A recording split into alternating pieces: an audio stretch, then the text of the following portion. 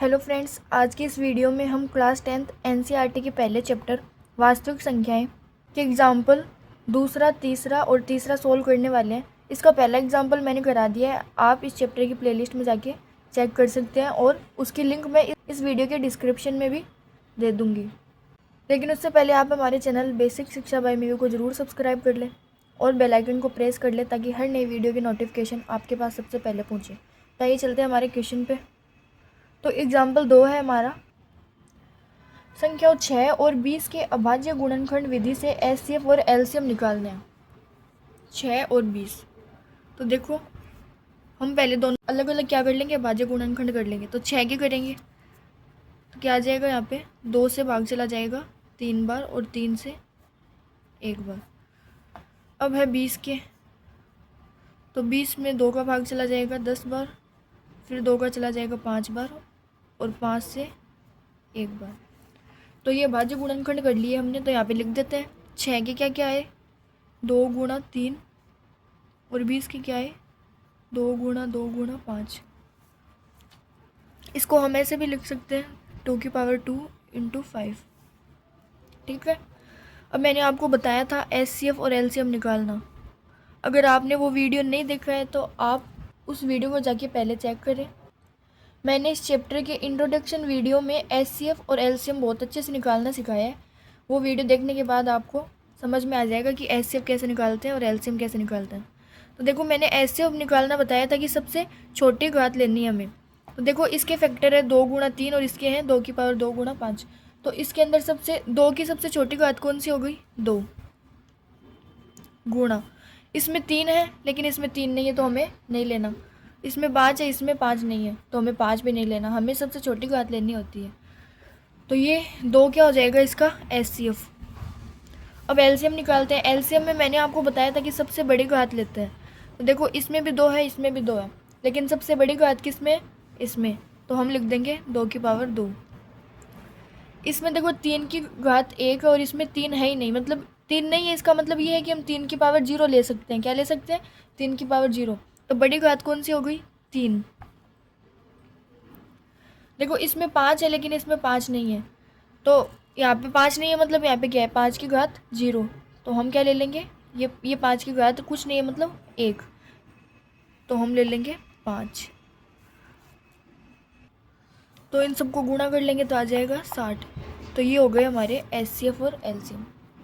अगला एग्जाम्पल है हमारा तीसरा, अभाज्य गुणनखंड विधि द्वारा 96 और 404 का एचसीएफ ज्ञात कीजिए और फिर इनका एलसीएम भी ज्ञात कीजिए। तो देखो सेम वैसा ही क्वेश्चन है। इसमें हमें 96 और 404 के पहले हम क्या कर लेंगे, अभाज्य गुणनखंड कर लेंगे। तो आइए पहले 96 के करते हैं। 96 के करेंगे तो यहाँ ये 2 से चला जाएगा कितनी बार, 2 चौके 8, 1 बचा और 6 2 घंटे 16। फिर 2 से जाएगा 2 दूनी 4, 2 चौके 8, फिर 2 से चला जाएगा, फिर 2 से चला जाएगा, फिर 2 से चला जाएगा और 3 से चला जाएगा भाग 1 बार। तो ये 96 के अभाज्य गुणनखंड हो गए। अगला है हमारा 404। तो यहाँ पे कर लेते हैं 404 की। इसमें 2 से भाग चला जाएगा, फिर से 2 से भाग चला जाएगा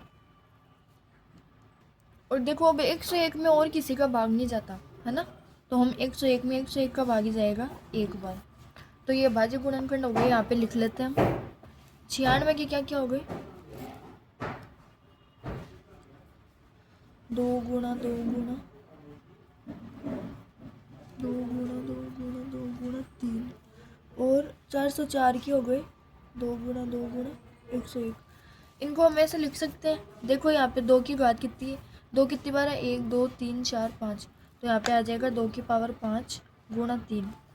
यहाँ पे 2 की पावर है 2 बार और 101। तो देखो अब हम एचसीएफ और एलसीएम निकाल लेते हैं। एचसीएफ के लिए हमें क्या चाहिए, कॉमन चाहिए। तो देखो जो इसमें भी कॉमन हो इसमें भी कॉमन हो, तो मुझे यहाँ पे 2 की पावर 2 इसमें भी दिख रही है और इसमें भी दिख रही है ना, तो यहाँ से हम 2 की पावर 2 क्या ले लेंगे, बाहर ले लेंगे। देखो इसमें 3 है लेकिन इसमें नहीं है तो इसलिए हम 3 को नहीं लेंगे और 101 भी नहीं लेंगे क्योंकि 101 इसमें नहीं है। तो मतलब 2 की पावर 2 क्या हो गया, 2 गुणा 2 बराबर 4। तो एचसीएफ क्या आ गया, 4। एलसीएम निकालेंगे तो हमें एलसीएम के अंदर सारा सब कुछ लेना होता है।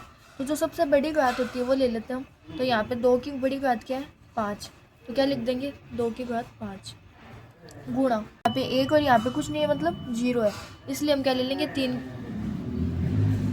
101 की घात यहाँ पे 1 है और ऊपर वाले में कुछ नहीं है, तो क्या ले लेंगे 101। इन सबको गुणा कर लेंगे अब, तो एलसीएम आ जाएगा 9696। संख्या 6, 72 और 120 का अभाज्य गुणनखंड विधि द्वारा एचसीएफ और एलसीएम निकालिए।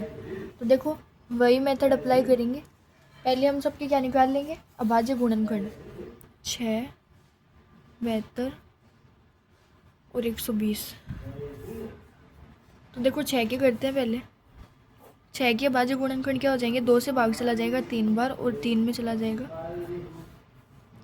72 के करेंगे, 2 एकम 2, 1 से 2 16। अब इसमें 3 का भाग चला जाएगा और 3 से, ठीक है। अब 120 के कर लेंगे, कितने बार जाएगा 60 बार, फिर चला जाएगा 2 से 30 बार, फिर चला जाएगा 15 और इसमें 3 का चला जाएगा 5 बार और अब चला जाएगा 5 से, ठीक है। ये इनके अभाज्य गुणनखंड हो गए।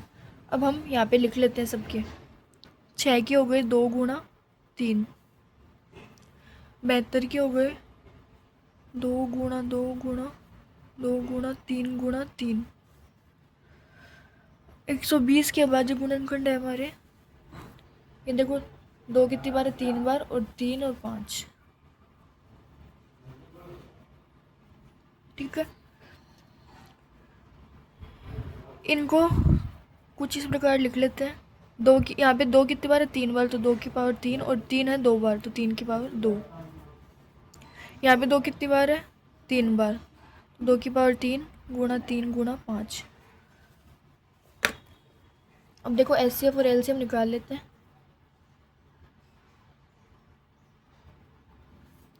एचसीएफ क्या हो जाएगा, हमें क्या चाहिए सबसे छोटी घात चाहिए, तो 2 सबसे छोटी घात कहाँ पे इसमें, तो 2 आ जाएगा एक बार। 3 की सबसे छोटी घात कौन सी है एक बार, तो ये हमने ले लिया, तो 3 दूनी 6। एचसीएफ क्या आ जाएगा 6। एलसीएम निकालेंगे। एलसीएम में सबसे बड़ी घात चाहिए, तो 2 की सबसे बड़ी घात है 2 की घात 3, 3 की सबसे बड़ी घात है यहाँ पे 3 की घात 2 और 5 की सबसे बड़ी घात है यहाँ पे, क्योंकि इनमें है नहीं मतलब 5 की घात क्या है 0 है, तो हम क्या लिख लेंगे 5। इन सबको गुणा कर लो, तो जब इन सबको गुणा करेंगे तो आ जाएगा 360। आई होप बच्चों आपको समझ में आया होगा एचसीएफ और एलसीएम कैसे निकालते हैं। इस चैप्टर के बच्चों को एग्जाम्पल मैं नेक्स्ट वीडियो में करवा दूँगी और फिर हमारा ये चैप्टर कंप्लीट हो जाएगा। अगर आपको कोई भी डाउट हो तो आप मुझे कमेंट सेक्शन में पूछ सकते हैं और क्वेश्चन समझ में आए हो तो कमेंट में यस लिखें। अगर वीडियो अच्छी लगी तो वीडियो को लाइक करना, चैनल को सब्सक्राइब करें। Thanks for watching.